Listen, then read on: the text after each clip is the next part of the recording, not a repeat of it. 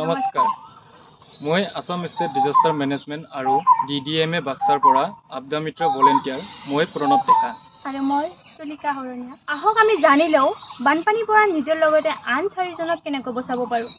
হয়, আজিৰ দিনত চবতকৈ ডাঙৰ সমস্যাটো হৈছে বানপানী, যিটো কি প্ৰাকৃতিক দুৰ্যোগ। আমি আজি শিকি লওঁ যে ঘৰত থকা কিছুমান সামগ্ৰীৰে আমি কেনেকৈ কিছুমান উপকৰণ বনাই যিটো কি আমি নিজক আৰু আন 4জনক উদ্ধাৰ কৰিব পাৰোঁ বানপানী অহাৰ অৱস্থাত। তাৰ বিষয়ে আজি আমি আহক আমি জানি লওঁ বানপানীৰ সময়ত আমি গুৰুত্বপূৰ্ণ কিছুমান কাম কি কৰিব লাগে।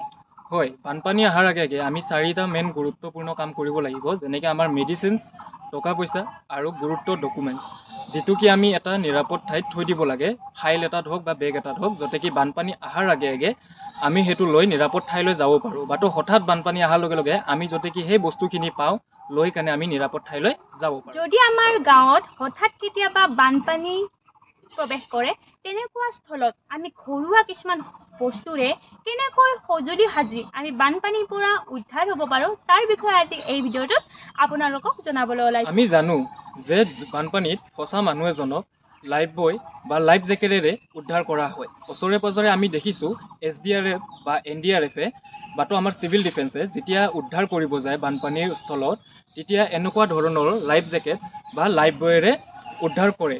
কিন্তু এই লাইফ জেকেট ওচৰে পাজৰে আমাৰ ঘৰত পোৱা নাযায়।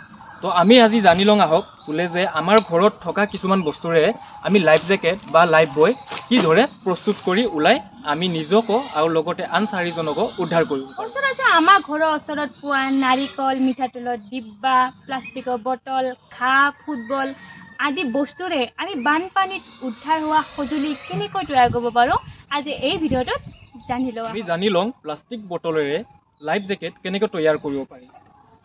এই প্লাষ্টিক বটল আপুনি এনেদৰে বান্ধি ল'ব। বান্ধি লোৱাৰ পিছত আপোনাৰ এইটো লাইফ জেকেটৰ কাম কৰিব। এতিয়া মোৰ সহকৰ্মী মোক এইটো লাইফ জেকেটটো বান্ধি দেখুৱাব যে এইটো আমি কেনেধৰণে এনেকৈ বান্ধি আপোনাৰ গাত এনেকৈ বান্ধি ল'ব পাৰে। বান্ধি লোৱাৰ পিছত আপুনি এতিয়া বানপানীত এইটো দি আপুনি উপঙি থাকিব পাৰিব। কিন্তু এটা কথা আপুনি গুৰুত্ব ৰাখিব যে বটলটো আপুনি যেতিয়া আপোনাৰ গাত বান্ধিব, তেতিয়া এই ঢাকনি যোনটো কি অৰ্থাৎ ইয়াৰ এক্সিট পইণ্ট, সেইটো আপুনি তলৰ ফালে ৰাখিব। কাৰণ কেতিয়াবা যদি কিবা ব্যতিক্ৰমত আপোনাৰ যদি এই ঢাকনিটো যদি হেৰাই গ'লেও তেতিয়া মানে কি এই উল্টা হৈ থকাৰ অৱস্থাত তেতিয়া এই পানীটো ভিতৰত নোসোমায়। আৰু যদি আপুনি এই বটলটো ওপৰমুৱা কৰি থৈ দিয়ে ঢাকনিটো, তেতিয়া পানী সোমাই কেনে উল্টা আপুনি ডুবি যোৱা এটা চান্স থাকে। সেইটো কাৰণে আপুনি যেতিয়া এই ঢাকনিটো তলৰ ফালে ৰাখিব, তেতিয়া ঢাকনিটো হেৰাই গ'লেও আপুনি উপঙি থাকিব, য'ত কি ইয়াত পানী নোসোমায়। এতিয়া নেক্সট আমি জানি লওঁ যে ফুটবল আৰু ঘাঁহেৰে কেনেকৈ আমি লাইফ জেকেট বনাব পাৰোঁ। তো আমি গম পালোঁ যে প্লাষ্টিকৰ বটলেৰে আমি কেনেকৈ লাইফ জেকেট তৈয়াৰ কৰিব পাৰোঁ।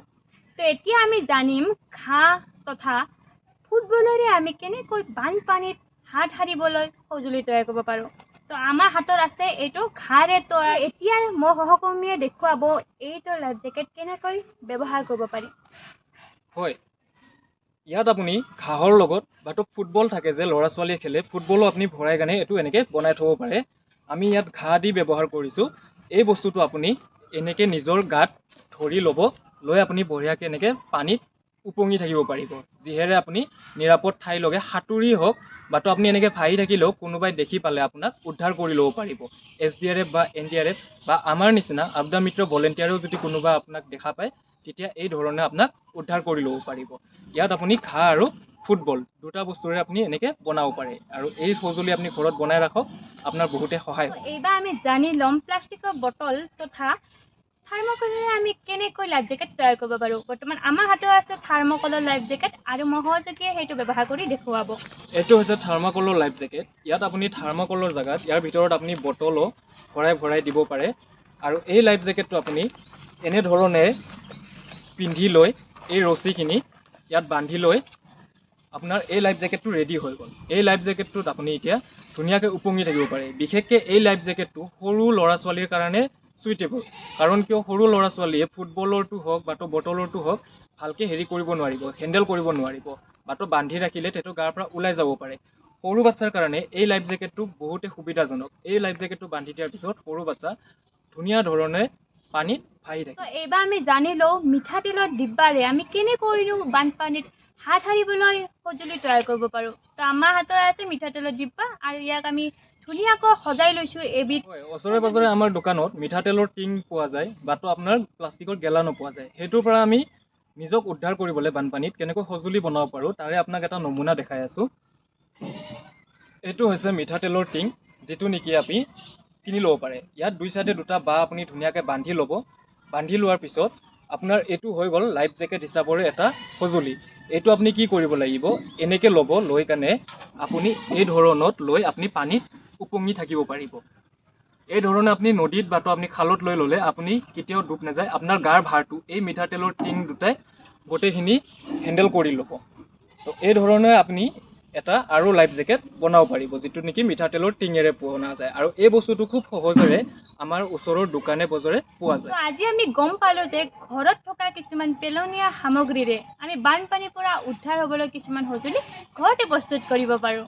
হয়, আমি দেখুওৱাৰ দৰে এইকেইটা যিকোনো লাইফ জেকেটেৰে আপুনি এটা হ'লেও লাইফ জেকেট ঘৰত প্ৰস্তুত কৰি ৰাখিব, যাতে আপোনাৰো সহায় হয়, আপোনাৰ ঘৰৰ মানুহৰো সহায় হয়, আৰু লগতে আপোনাৰ চুবুৰীয়াৰ 4জনৰ আপুনি সহায় কৰিব পাৰে।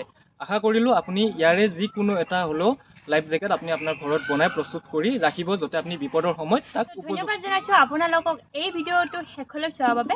আৰু আগন্তুক আমাৰ ভিডিঅ' আহি আছে, আপোনালোকে বহুত মৰম দিব বুলি আশা কৰিলোঁ। এইটো ভিডিঅ' সকলোলৈ শ্বেয়াৰ কৰক, যাতে এই বানপানীৰ সময়ত আপোনালোকৰ ঘৰত কিছুমান পেলনীয়া সামগ্ৰীৰে এনেকুৱা সঁজুলি তৈয়াৰ কৰিব পাৰে। DDMA বাক্সাৰ পৰা প্ৰণৱ ডেকা। আৰু মই তুলিকা শৰণীয়া। আশা কৰিছোঁ আপুনি আমাৰ এই ভিডিঅ'টো শ্বেয়াৰ কৰি দিব, যাতে কি আপোনাৰো সহায় হয় আৰু লগতে আন 4জনৰো সহায় হয়। নেক্সট কামিমৰ লগে আমাৰ ভিডিঅ' এটা আহি আছে এইটোক লৈ, যাতে কি আমাৰ গম পাইছোঁ বানপানীৰ আমি এইখিনি আজি শিকালোঁ। তো বানপানীত আমাৰ আঘাতপ্ৰাপ্ত হয়, সেই আঘাতপ্ৰাপ্তখিনি আমি মেডিকেল সুবিধা নোহোৱাকৈ কেনেকৈ আমি ঘৰৰ সঁজুলিৰে ফাৰ্ষ্ট এড কৰিব পাৰোঁ, সেইখিনি আমি নেক্সট ভিডিঅ'টোত আপোনালোকক জনাম। আশা কৰিলোঁ এই ভিডিঅ'টোক আপোনালোকে মৰম দিব আৰু অহা ভিডিঅ'টোও আপোনালোকে মৰম দিব। ধন্যবাদ।